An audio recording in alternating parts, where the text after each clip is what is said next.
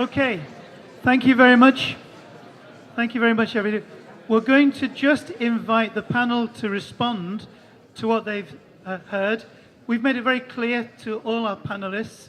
We have somebody from the council, a politician, we've got an academic, and we've got a business person from the city to just listen to what they've heard and give us their response. They're going to do that for about 3 or 4 minutes each, and then we're going to open it to questions from the floor. So we're going to start with Councillor Hetty Wood, and we're going to follow that pattern up there. Councillor Hetty, then Professor Dinah Birch, and then Michael Burkitt. Thank you very much, Jerry, and thank you very much to our two speakers. It was, I thought, really, really fascinating, lots and lots to think about there. I'm already thinking more and more about it. So when we come to this, the reason behind this particular seminar is why the conflict, and I think we've heard here, there doesn't actually need to be one, although there is at the minute, and I think as Professor Michael Turner said, if there is a conflict, we need to then contain it and move forward from there. Looking at the city differently between the monuments and the living city element is really, really, really important, I believe. And also looking at the issues of redevelopment versus conservation. When we're looking at our World Heritage Site and when we're looking at developing our World Heritage Site, there is a lot that we're actually not developing. There is a lot that we're not conserving because there isn't anything there to conserve. There is this land that is empty land, that is in some places blighted land that we do need to develop it. So it's the two plans. It's what we have to conserve and to make better, but also a sustainable plan, as has been mentioned, to actually develop those bits of land that are empty, that are blighted, that could come to some better purpose. As Liverpool City Council, I'm aware we do not have the best reputation in terms of how we have managed our World Heritage status and our World Heritage sites so far. We are putting steps into place, and we have put steps into place to do better on that and to manage that and to take what UNESCO has said into account. So we have done things. So we are currently redeveloping our local plan, which has a supplementary document in regards to the World Heritage status. We have a new mayoral task force, and I'm very pleased to see people from the mayoral task force here in relation to the World Heritage site. We're looking at working closer with the state party, in our case it's the DCMS, and Historic England in terms of when things come in within the World Heritage status in the buffer zone, working with them at pre-application stages if we think there is going to be any issues to do more and more for that. So it's working in the sustainable ways and managing the change. I was really interested to hear what Professor Michael Turner was saying about managing the change and values changing and sites changing like that and how we work within that. I do believe, and I'm aware that I'm limited on time, I do believe that Liverpool is a global and outward-looking city, and I think we can sustain that with our World Heritage Site, and we are putting actions into place to do that. We can make it a fluid city, and we do need to be looking more at how we do that with the changes in planning. But I just want to pick up on one tiny little quote that Adam had said towards the end. Hideously complicated, but ultimately sustainable.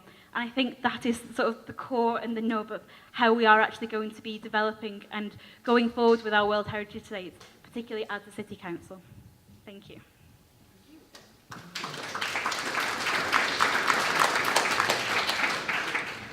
Thank you. So I count it an honour to be here tonight, and I'd like to join the chorus of thanks to Michael and Adam for what I think were really fascinating and very positive speeches. Adam noted at one point in his address that he is not an academic. I am an academic, though I hope I'm an academic of a practical disposition.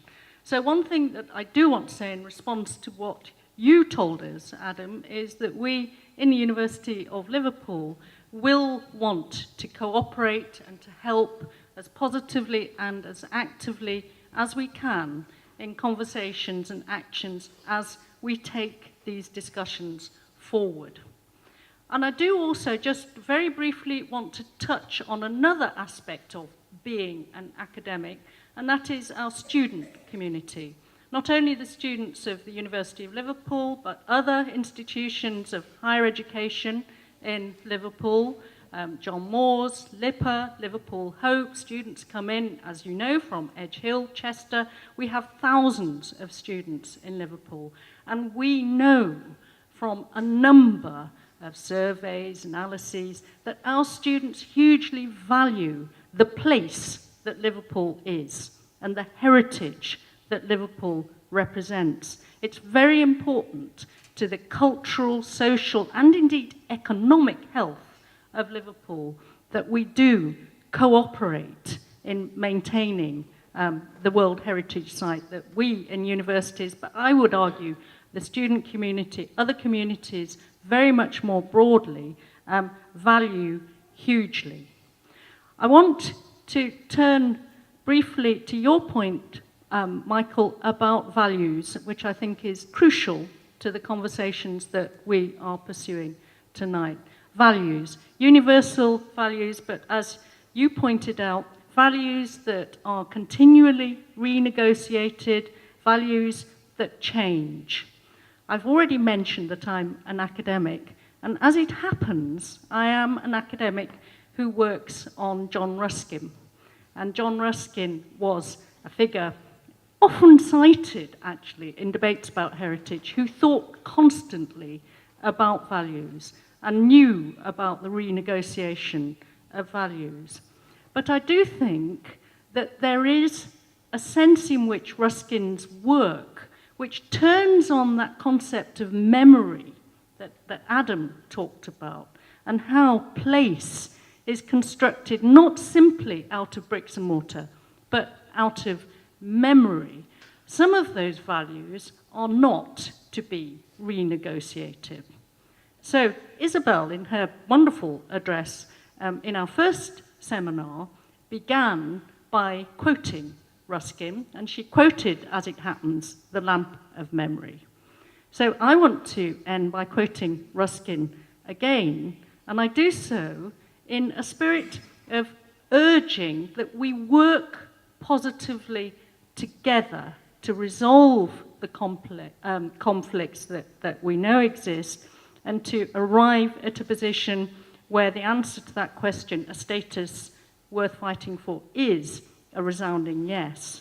So Ruskin said in the mid-1850s, exactly as it happens, the period of the Albert Dock, government and cooperation are in all things always the laws of life, anarchy and competition always, and in all things the laws of death. So Liverpool is a living city. It is the pool of life, as Young famously said all those years ago. And as an academic, I want to plead for us to work together for resolution and progress. Thank you.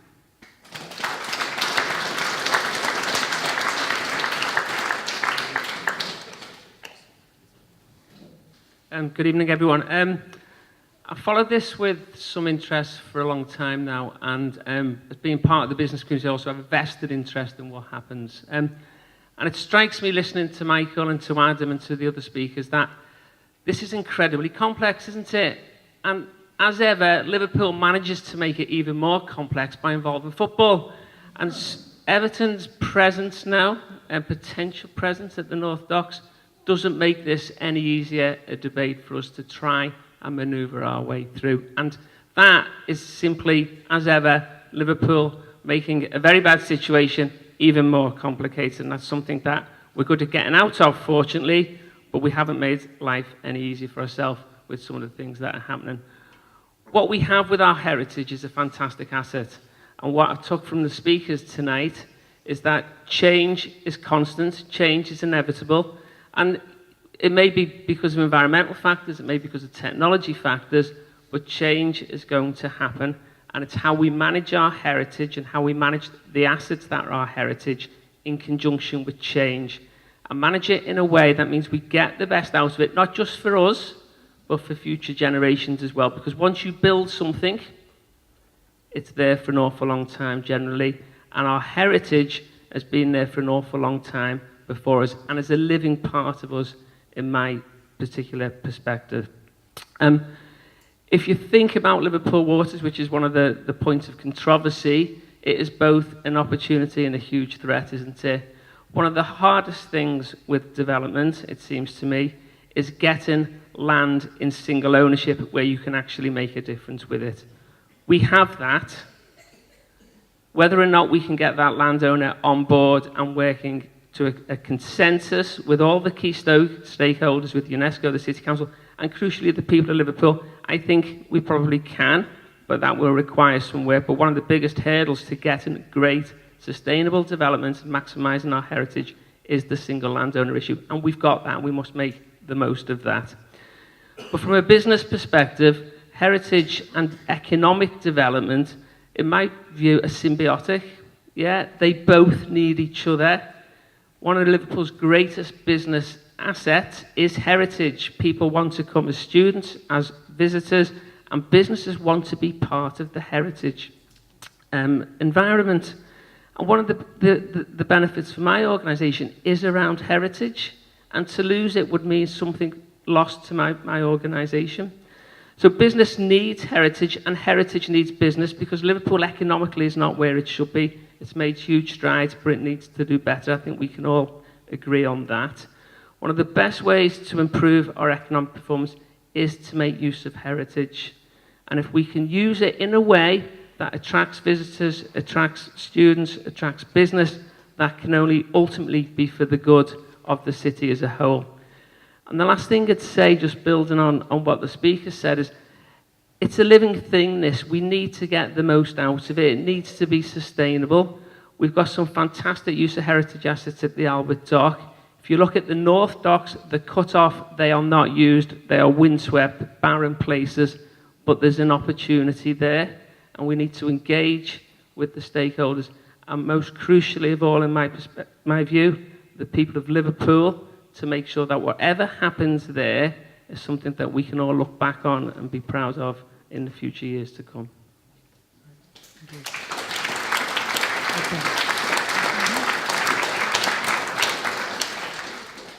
Thank you very much. We've got two people with microphones, one over there and one at the back over here. Engage has a policy of gender balancing our questioners. So we will, if I don't come to you, it'll be because we're making sure our questioners are gender balanced. So would you like to start here with the First Lady? Just wait for the, if you just give us your first name, it'd be really nice to... My name's Val. What I'm concerned about is Liverpool City Council. Where does Peel Holdings fit in this? All I hear all the time is Peel Holdings insist on this. This land here doesn't belong to us. The airport doesn't belong to us. And the number of stakeholders or people that own plots on the port have a say. Are they on the same page? Thank you. Hetty, do you want to make a start? Thank you very much. In terms of where Liverpool City Council fits in, it is complicated, and it has been made more complicated over recent years with changes to planning legislation, making it more difficult for local authorities to actually object and to comment and to stop developments which previously it would have been able to. Planning laws have really been weakened over the last few years, and it's something that we as a local authority are completely against and are lobbying national government to do. And I'd encourage everybody here to lobby national government to strengthen local authorities' ability in local planning laws as well. In terms of Peel is the landowner, and you were saying there's several owners of land up and down the docks. And it's as we were talking about before. Landowners ultimately own the land and can either put planning permission in for a land, or if planning permission is put in for their land, can say, no, we're not building it here. We do need to bring everyone together to make sure everyone is on the same page. But when the City Council does not itself own the land, we are quite restricted on what we can build or what we can say can be built on that land. And it's incredibly frustrating. So it's why we need to bring parties together, and we need that change in national legislation. And maybe it's worth just saying from the conversations I hear around that Peel actually are open, flexible, interested. They would like to hold on to World Heritage Site status, and there are lots of significant conversations happening at the moment, and we're all holding our breath to see what happens. But there are some good mood music signs around at the moment from what I pick up. Thank you for your question. Next question. Yep, gentleman in the middle here.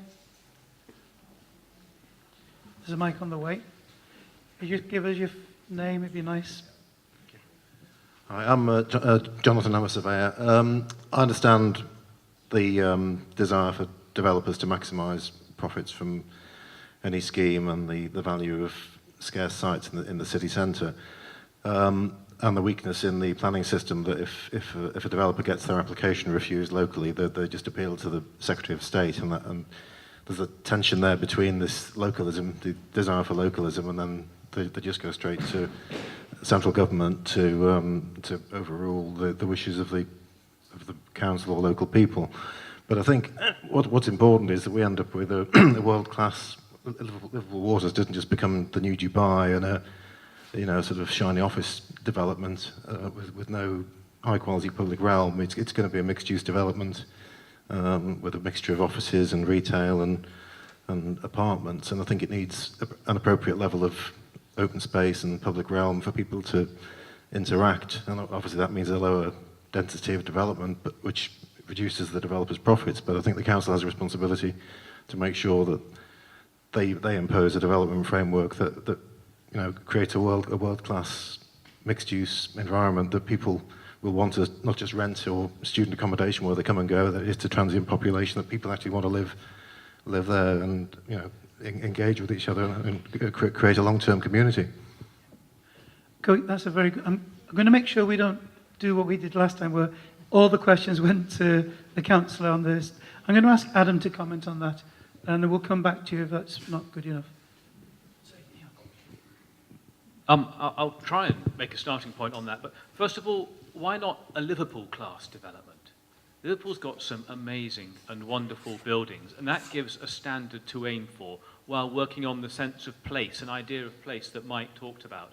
The danger of what you're talking about, which is great world-class, is that says to the quantity surveyor and the architectural team it's got to look in a certain way and it's got to have a certain facilities within it, which doesn't then actually allow for making it something of Liverpool.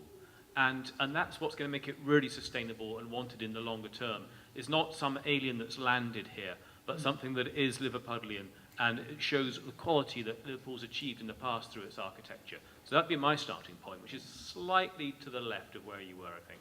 A very good place to start. Hetty, do you want to make a comment? Yeah, I'll come back in there. Really agree with what Adam said is there. In terms of the council stepping in and it needs to be a mixed-use development, it absolutely needs to be a mixed-use development. We need more mixed-use developments across the city, and I'm a firm believer that we need more developments happening in the city that are not just for transient, that are not just studio apartments, one-bedroom apartments. So we're looking at sustainable buildings that families can live within the city centre, and I think we have got a shortage of that in Liverpool. And I know it's something that the City Council is pushing within our restrictions. We have got our draft local plan currently being worked on and will go to national government soon, which within it has a supplementary agenda for the World Heritage Site. So hopefully when we've got those pieces of documents behind us, we can be pushing for higher quality and different things. More mixed use, more sustainable communities, absolutely. Mike, you want to say a word? Just to pick up on that and also what Adam had said, in fact, yes, there are certain parts which are non-negotiable, and memory, I think I would link to that. But even a place which is sort of like a completely devoid of everything still has memory. And in fact, it's not just the architecture, it's also the urban footprints which then still remain and can be then traced. And in fact, that World Heritage, in fact, does not deal with going back in the past, but in fact responding then to contemporary issues which need to be done. But it can link then so much to this memory of place, and then understanding then this part which will then give the signal for public space which you spoke about. Okay, a woman would like to ask a question. Yes, wonderful. If you just wait for a microphone to come around, it's on its way. If you give us your name first, please, and then when... Is it working? Yes, yeah. it is, yeah. I was really enthused... Can you just introduce yourself? Hello, I'm Alicia. Thank you. I was really enthused to hear Professor Birch talk about the relationship between students and the sense of Liverpool's place. But what confuses me within the city is, hold on, I made notes, bear with me.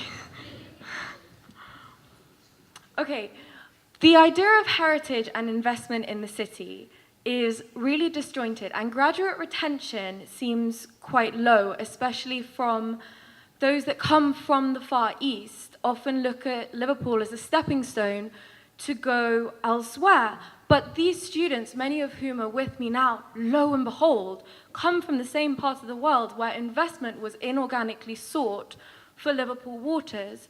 And if graduate retention for these students was a focus, and there wasn't the separation of university economy and the corporate economy, then I feel like the heritage of the past and the future would be assured.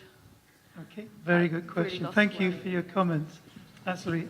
Diana? Can I respond to that by saying I think you raised some really valuable points. I didn't use that phrase graduate retention, but it was very much in my mind when I was thinking about that interface between the communities higher education produce and the communities that live in Liverpool on a more long-term basis and the economic needs of the city. So what helps to retain graduates in Liverpool? Again, a lot of research has been done on this, and we know what it is that does keep graduates in a city like Liverpool, or sometimes, of course, fails to do so. Employment is first on the list. Now, if we are to keep graduates in Liverpool, we have to have high-quality jobs to offer them that will be appropriate to their qualifications. Second on their list, and I think this goes back to the point that you made, Hetty, is appropriate housing. The students don't want to live in student flats forever. When they begin to establish themselves, when they begin to want to start their own families, they need houses where that is possible, an attractive destination. But the third factor that I would highlight here is what we might term the cultural offer of Liverpool. And that really does make a difference to the way in which graduates see Liverpool as a long-term destination, or sometimes don't see it. And the cultural offer isn't just a matter of what Liverpool can provide, the bars and the restaurants, the museums, the theatres, the galleries, the cinemas that we do have in profusion, and very good ones. We're sitting tonight in one of the best museums, I think, in England. I think it's a wonderful museum. But it is also that coherent sense of place, that sense of a distinctive identity, that Liverpool is not just, as it were, a cookie-cutter city. It's different. It has a community with a certain set of outgoing, friendly, positive values, that word again, that connects with the past, that is a shared memory. Again, not just bricks and mortar, though the buildings are certainly part of that, and the way that buildings are developed and concerned, part of that conversation. But it is a broad offer that keeps graduates, and indeed, talk about graduate retention, another phrase that we might add to this conversation is graduate attraction, so that we can bring in graduates from other universities elsewhere in Britain and indeed globally, international students, as you rightly say, so that they too want to put down roots in Liverpool. Thank you. Adam. Good. I'd back up Dinah's assertions and points with Edinburgh's experience. The reason Edinburgh can't shake off all the graduates who come to the place is because there are great jobs at the end of that. Now, the businesses come to Edinburgh because of the quality of life there and because they know there's a steady supply of graduates from the university. The quality of life is driven by the urban structure, not the weather, and that urban structure is there because of the heritage footprint, which Mike was talking about as well. And everything is therefore accessible. Things are easy to get to. Now, Liverpool's got all that stuff. You've actually got housing that's affordable in a way which we haven't. You've got bags of housing for students and people who are going on to start their jobs. You're accessible. You're close by other metropolises. You've got the hills and recreation nearby. It's got all the bits of the recipe there. It's just not come together yet. But once you start to make that urban structure even more cohesive and repair some of the damage of the past, I'm sure that will start to happen. Thank you very much. I'm going to move on.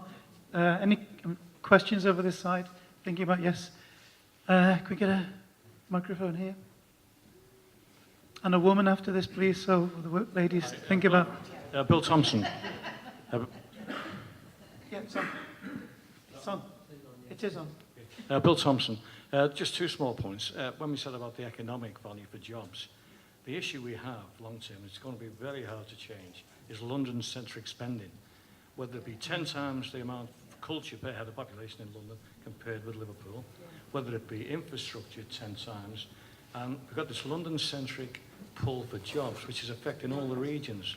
And unless we get that sorted out, we can't create the jobs. As you said there, Liverpool is a fantastic place to live.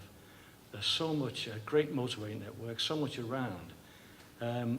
We need that push from the regional councils getting together with the universities to actually identify this unreasonable spending that London is pulling more and more in.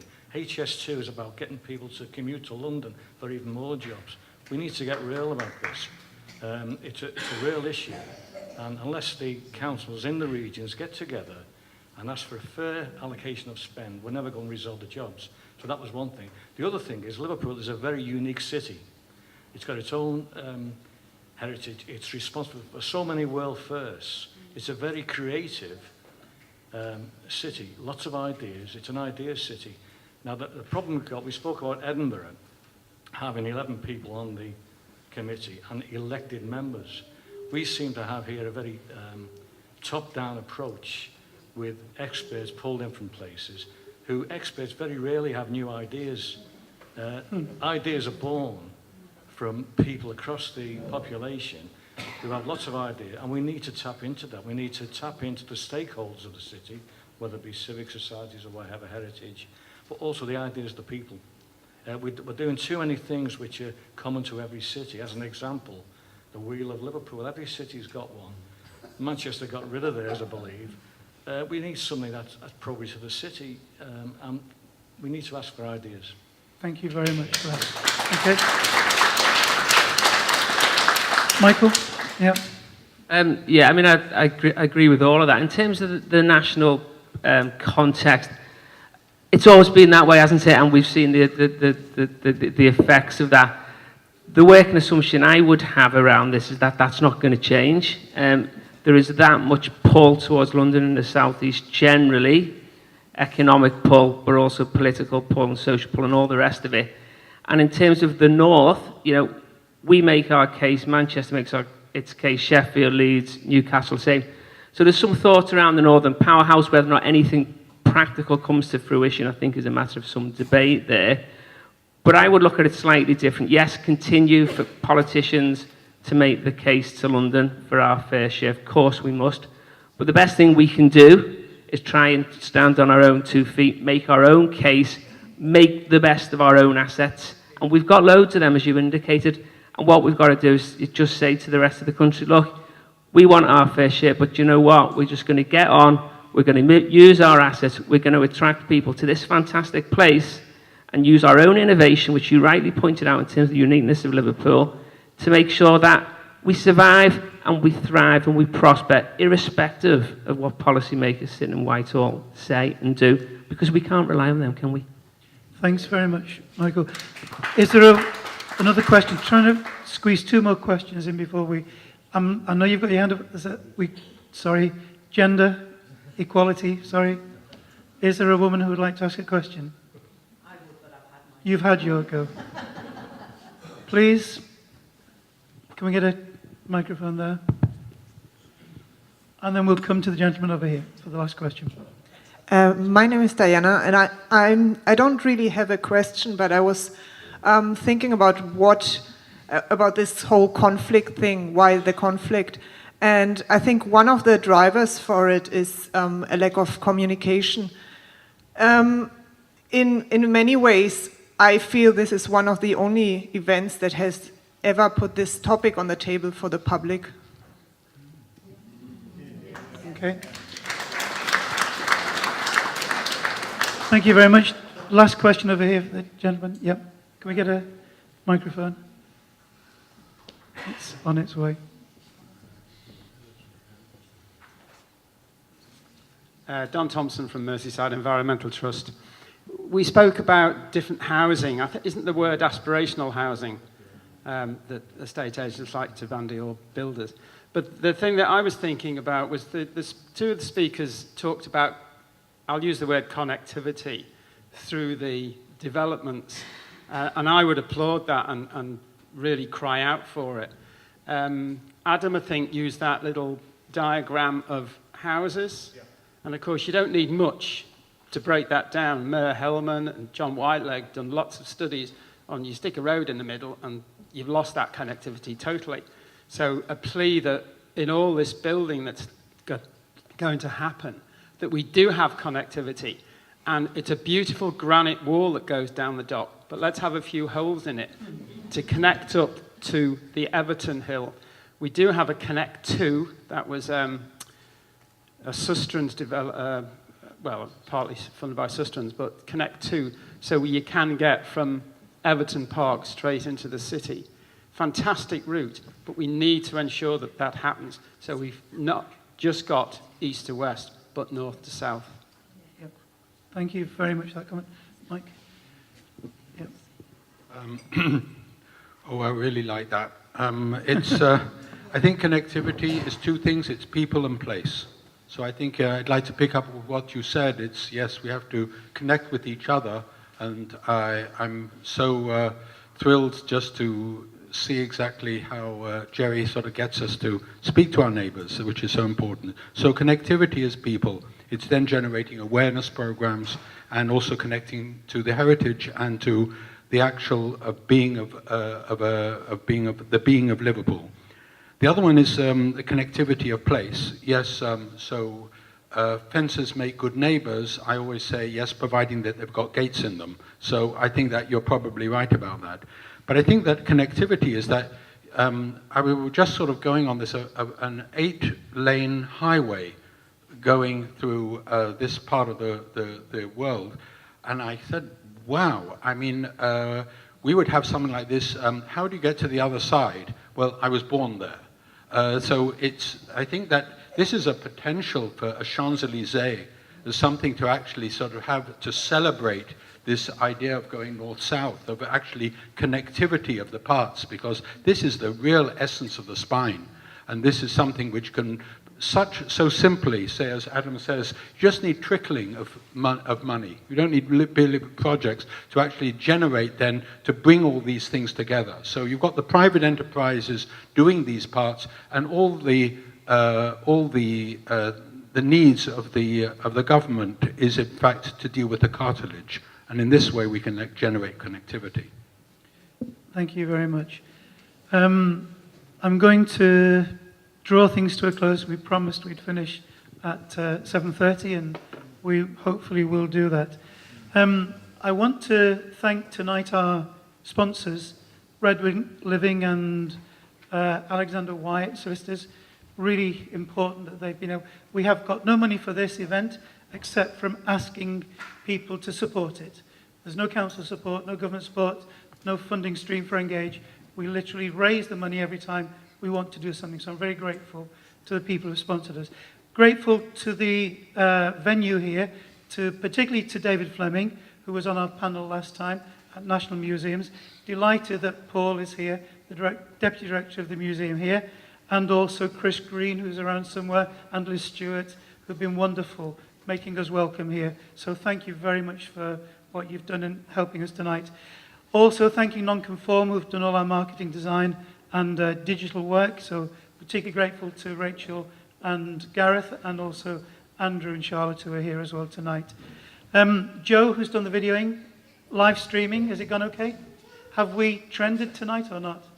You don't know. We haven't. Rachel's shaking it. We haven't trended tonight, but well done to everybody who's been tweeting for us. Thank the Engage board for helping with everything on the welcome team and registration. And for our panellists, for Hetty, Dinah, Michael, and our two speakers, of course, to Professor Michael Turner and Adam Wilkinson. I want to give them a gift.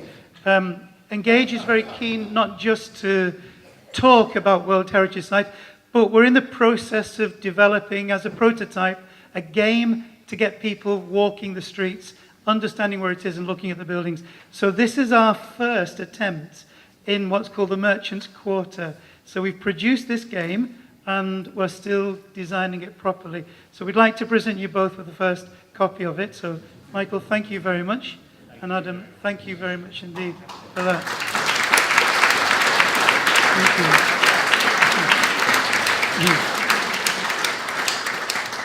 And we've also given you a gift. So on your chairs, you should have received a free gift tonight. This is a result of some work Engage did a couple of years ago. And 10 Liverpool artists have interpreted 10 ways of being better engaged with your city. So take it home and use it. And finally, on the slide there, you'll notice our third and final seminar in the series. We're bringing Minji Yang, who is the former deputy director in the World Heritage Centre. She's coming from Belgium to speak about the assets of World Heritage, the things that we've got in this city, and what's their value.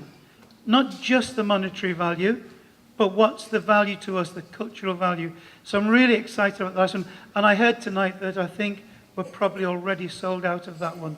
So we'll have to, there may be 1 or 2 seats left, but we're going to check, see if we can release some more. Okay. Thank you very much. Good night and safe journey home to everybody. Thank you.